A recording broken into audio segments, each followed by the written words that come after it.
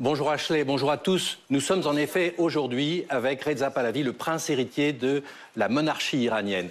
Il a aujourd'hui 64 ans, il en avait 18 lorsque son père, le Shah d'Iran, a été renversé. Monseigneur, bonjour, merci d'avoir accordé cet entretien exceptionnel à BFM TV. Aujourd'hui, vous appelez à un changement de régime, vous appelez au renversement de la République islamique d'Iran et vous appelez l'ayatollah Khamenei à quitter le pouvoir. Est-ce que c'est aujourd'hui le moment? Est-ce que oui, effectivement, vous êtes prêt, vous, à prendre le pouvoir? Est-ce que vous êtes prêt à retourner en Iran? Est-ce que c'est, si vous voulez, le crépuscule de cette République islamique d'Iran qui est arrivée au pouvoir en 1979? Déjà depuis longtemps, la majorité de mes compatriotes ont voulu la fin à ce régime. Quand ils crient mort au dictateur, quand ils réclament la liberté, c'est-à-dire qu'ils n'en veulent plus de ce régime. Y compris beaucoup des réformateurs d'hier qui n'y croient plus qu'un changement peut se passer dans une direction de renouvellement. Donc la seule option qui nous reste, c'est de mettre fin à ce régime qui aujourd'hui est en train de s'effondrer. Son leader est caché dans un bunker souterrain. Ils préparent déjà leur fuite. Et les instruments de répression du régime sont chaque jour de plus en plus anéantis. Ce qui donne effectivement une opportunité finalement d'un vrai changement. Car dans notre conflit envers ce régime, nous avons toujours dû avoir une société civile ainsi que les combattants dans une structure de désobéissance civile, d'essayer de confronter un régime extrêmement répressif. Aujourd'hui, nous voyons que ces éléments ne sont plus en place, donc le régime est en train de s'effondrer, ce qui veut dire que l'opportunité de changement maintenant est beaucoup plus réelle que jamais et qui va permettre une opportunité pour un soulèvement final. Mais concrètement, qu'est-ce qui vous fait dire que le régime peut tomber? Est-ce que, par exemple, vous appelez à l'élimination physique de l'ayatollah Khamenei? Écoutez, ceux qui veulent maintenant commencer une défection, parce qu'ils savent que le navire est en train de couler, des éléments militaires dans les structures d'intelligence ou de police qui veulent aujourd'hui se rallier à nous, qui déjà nous envoient des messages, qui déjà veulent dire non seulement à moi-même et mon équipe, mais au peuple que nous sommes avec vous, nous n'allons plus être les instruments qui maintiennent ce régime au pouvoir. Donc cette défection est un élément extrêmement clé. Vous appelez à la défection des principaux dirigeants et même des forces vives du régime, les policiers, les services de renseignement, etc. La porte est toujours ouverte à ceux qui veulent faire partie de cet avenir dans l'après-régime, sauf ceux qui ont leurs mains liées du sang du peuple, comme je vous l'ai dit dans mon discours, qui devront faire face à la justice. Mais je pense que dans l'optique d'une réconciliation nationale, et surtout pour qu'il n'y ait pas, comme on l'a vu malheureusement en Irak, nous préparons non seulement un maximum d'inclusivité possible, que ce soit dans les cadres militaires ou paramilitaires, mais aussi civils, qui peuvent faire partie de la solution, et surtout être des éléments clés dans cette transition contrôlée et stable pour cet avenir démocratique. Hier, Donald Trump a surpris le monde entier avec un message sur son réseau social disant « Si le régime actuel est incapable de rendre sa grandeur à l'Iran, alors pourquoi ne pas changer de régime ?» C'est un soutien qu'il vous apporte pour accélérer le changement de régime? C'est effectivement une constatation que... C'est un soutien ou une constatation? Ça peut dire un soutien, mais comme vous savez, aucun dirigeant de ce monde va déclarer que leur politique étrangère est une politique de changement de régime. Ça ne veut pas dire qu'ils ne peuvent pas comprendre l'importance de ce qu'un changement de régime peut apporter, à la fois dans l'intérêt d'une nation, mais en même temps dans leur intérêt. Parce que la vraie menace, c'est la menace de ce régime, qui depuis 46 ans a pris en premier lieu mes compatriotes en tant qu'otages. C'est un régime qui mène la guerre contre sa propre population. C'est un régime qui est, au moment de cet effondrement, a la seule crainte de sa propre population. Il commence à exécuter encore une fois des prisonniers politiques. Il leur coupe l'accès à l'Internet et les communications. C'est-à-dire qu'ils veulent faire tout comme dernière chance d'encore une fois intimider le peuple. Mais aujourd'hui, vous appelez vraiment au soulèvement du peuple, c'est-à-dire descendez dans la rue. Qu'est-ce que vous dites aujourd'hui au peuple iranien? Le peuple iranien a souvent descendu dans la rue. Mais cette fois-ci, la donne a changé. C'est-à-dire que si jusqu'à présent, il est très difficile, au-delà de ce qu'ils peuvent faire, tout à fait désarmés contre un régime sanguinaire qui les écrase, quand ce régime est maintenant plus doté de son instrument de frappe et de répression, vous pouvez bien dire qu'il y a un équilibre maintenant qui se fait en faveur du peuple, qui peuvent à ce moment-là utiliser cette opportunité pour un soulèvement final. Est-ce qu'il y a un risque de guerre civile, Monseigneur? Non. Pas de risque de guerre civile? Non, pourquoi? Parce que le peuple iranien, on l'a vu, même après, dans cette période, depuis le mouvement de femmes liberté en Iran, dans les 4 coins du pays, quelle que soit leur appartenance ethnique ou religieuse ou à l'échelle de notre pays, il y avait un message commun d'unité entre tous les Iraniens pour leur liberté. La demande de liberté n'est pas fixée sur un groupe ou un autre, c'est collectif. Et on l'a vu dans les 4 coins du pays. C'est pourquoi je dis qu'il n'y a aucune raison pour que, dans un changement de régime, la population soit confrontée à elle-même. Les Iraniens sont unis contre ce régime. Vous êtes le prince héritier, vous avez 64 ans. Est-ce que vous êtes prêt? Est-ce que vous êtes prêt, par exemple, à assurer la transition? Est-ce que vous êtes prêt à rentrer en Iran? Je l'ai déjà déclaré. D'abord, beaucoup de mes compatriotes réclament à ce que j'intervienne. Mais est-ce que vous êtes prêt à rentrer en Iran physiquement? Bien sûr que je suis prêt à rentrer. Bien sûr que je suis prêt à rentrer, parce que j'ai mis ma vie en ligne dans tous les sens du mot.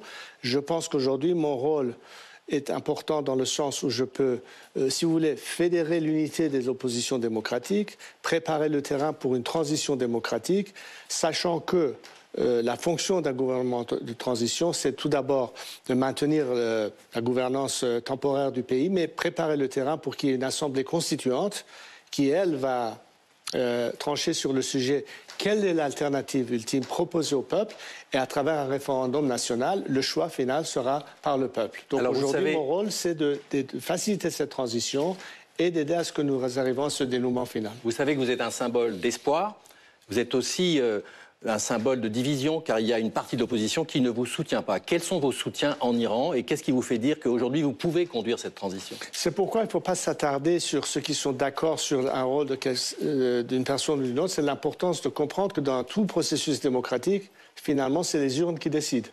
Donc vous appelez à des élections? Bien sûr. Et laisser que le peuple puisse trancher, la majorité décidera. Je ne suis pas là pour faire campagne personnelle. Je ne suis pas là pour la poursuite du pouvoir. Je suis là pour faciliter cette transition. Et c'est cette confiance qui existe en moi qui réclame ce rôle que j'effectue, que j'ai déclaré.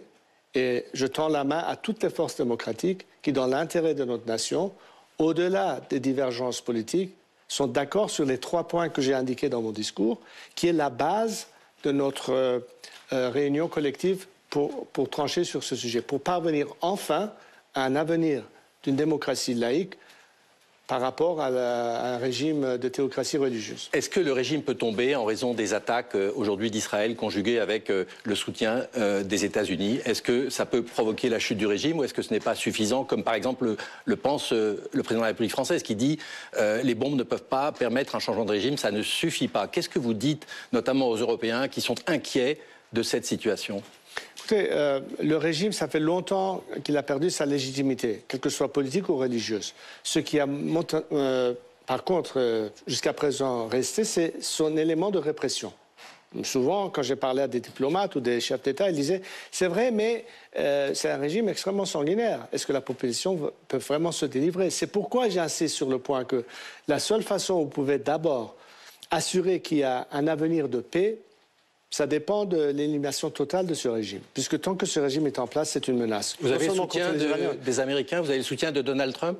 J'espère que ce soit Donald Trump ou que ce soit tout autre leader politique, ils reconnaissent le fait que la vraie menace sera, une fois pour toutes, éliminée à travers la disparition de ce régime dans sa totalité.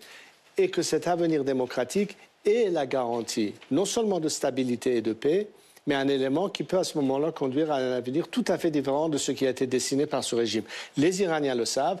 Jusqu'à présent, ils ont mené ce combat tout seuls parce que la politique étrangère de beaucoup de gouvernements démocratiques européens ou américains, jusqu'à présent, ont joué la carte de l'apaisement. Est-ce que vous attendez quelque chose des Européens et de la France? La seule chose, c'est le changement de cap, que apaisement n'est pas une solution. Mais surtout parce qu'on ne peut pas passer d'une diplomatie en faillite envers une confrontation, c'est ce que j'ai toujours argumenté. Mais aujourd'hui, vous avez une occasion unique. Vous avez un régime tout à fait émasculé. Vous avez les Iraniens prêts à réagir. Il est temps de soutenir la volonté d'un peuple qui veut se libérer. On ne vous réclame pas de déclarer une politique de changement de régime. Par contre, que vous reconnaissez que si les Iraniens le veulent, leur souhait doit être respecté. Et en même temps, qu'est-ce que vous pouvez faire pour faciliter cela? Et qu'est-ce que vous dites à Emmanuel Macron, par exemple, très concrètement? Il vous écoute en ce moment. Ne leur jetez pas, encore une fois, une corde de sauvetage, un navire qui coule. Surtout que nous savons qu'aujourd'hui, beaucoup des éléments veulent défecter envers cette transition. Et donc le régime ne tient sur rien d'autre. La seule chose que le régime peut tenir sur, c'est une continuité de cette même politique d'apaisement et de leur jeter une ligne de sauvetage. Deux dernières questions. D'abord sur le nucléaire iranien et surtout la capacité d'enrichir l'uranium pour fabriquer une bombe atomique. Est-ce que aujourd'hui, compte tenu des frappes israéliennes, américaines, vous considérez que l'arsenal nucléaire militaire iranien est détruit?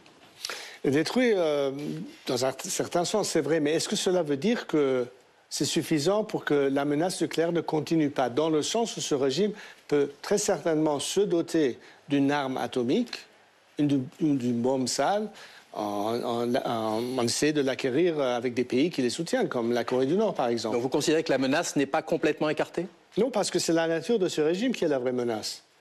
C'est vrai qu'il est affaibli, c'est vrai que peut-être beaucoup des sites nucléaires ont été détruits, mais est-ce que c'est suffisant? Parce que, encore une fois, il ne faut pas oublier que c'est le régime qui est à la base de tous ces problèmes. Est-ce que ce régime, justement, peut attaquer, par exemple, d'autres pays riverains, l'Arabie Saoudite? Est-ce qu'il peut faire des attentats contre les bases américaines? Est-ce que vous redoutez une réaction brutale, catastrophique, peut-être nihiliste du régime? On ne peut pas éliminer cette option, mais justement, encore une fois, c'est dans cet esprit qu'on dit pourquoi voulez-vous prendre le risque que la continuité de ce régime peut toujours être encore une continuité de menace? Si vous voulez éliminer la menace une fois pour toutes et assurer la paix, finissons-en avec ce régime. Une dernière question. Le nucléaire, c'est l'enjeu de tout ce qui se passe aujourd'hui. Si vous arriviez au pouvoir, vous ou un autre démocrate qui pourrait changer l'Iran, que feriez-vous sur le plan du nucléaire? Est-ce que vous allez poursuivre un programme nucléaire civil ou militaire? Quelle serait la politique nucléaire que vous aimeriez poursuivre une fois revenu au pouvoir? Écoutez, moi je vous donne ma pensée personnelle. Ça dépend du gouvernement qui décidera. Mais en principe, n'oublions pas que l'Iran a signé le traité de non-prolifération. L'Iran avait investi dans le temps, avec Framatome, 10% pour pouvoir acquérir le fuel nucléaire pour les deux centrales de Bushehr à l'époque, oui, qui avait permis cette capacité dans le cadre de non-prolifération, contrairement à ce régime. Donc non seulement nous voulons assurer le monde que nous respectons tous les traités internationaux qu'on a signés, mais au-delà de ça, c'est pas, à mon avis personnel, c'est pas dans l'avantage de notre pays de poursuivre une politique nucléaire. Je pense que l'Iran peut être doté avec les nouvelles technologies pour produire l'électricité, tout cela, bien au-delà du nucléaire. Puisqu'à l'époque, les turbines de gaz, le solaire n'étaient pas fiables dans le sens économique du terme. C'est pourquoi on avait regardé le nucléaire civil. Aujourd'hui, je pense qu'il y a beaucoup d'autres opportunités.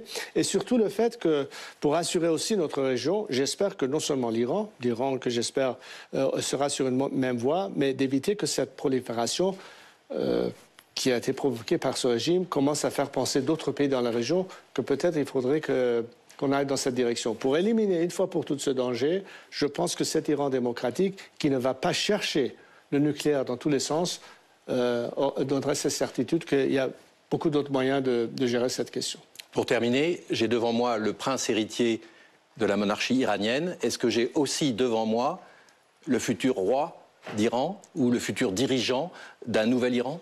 Écoutez, j'ai souvent dit, je ne fais pas de campagne pour arriver à un pouvoir ou un poste. Oui, mais vous êtes là aujourd'hui pour vous adresser aux Iraniens.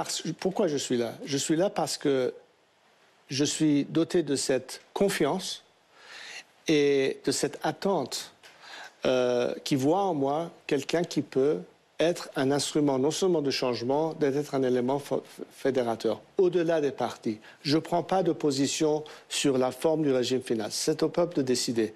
Moi, ce que je suis pour, c'est de garantir que la conclusion arrive à un régime démocratique, que ce soit une république ou que ce soit une monarchie constitutionnelle. Ça, c'est au peuple de décider. Sur cela, j'ai beaucoup d'idées personnelles, mais ce n'est pas le moment d'en discuter. Il faut apprécier que l'important, c'est d'avoir une trajectoire et un processus démocratique, et que dans tout ceci, j'espère qu'il y aura le maximum de participation de toutes les forces démocratiques du pays dans leurs divergences, qui s'accordent sur le principe que nous aurons des moments de différence d'opinion, mais avant tout, il faut arriver à une formule démocratique. Ça, c'est l'intérêt commun de toutes les forces démocratiques laïques du pays. Eh bien, je vous remercie. Ashley, c'est à vous. Voici donc la fin de cet entretien exceptionnel pour BFM TV dans ce contexte de guerre ouverte entre l'Iran et Israël et la perspective d'une évolution du régime en Iran.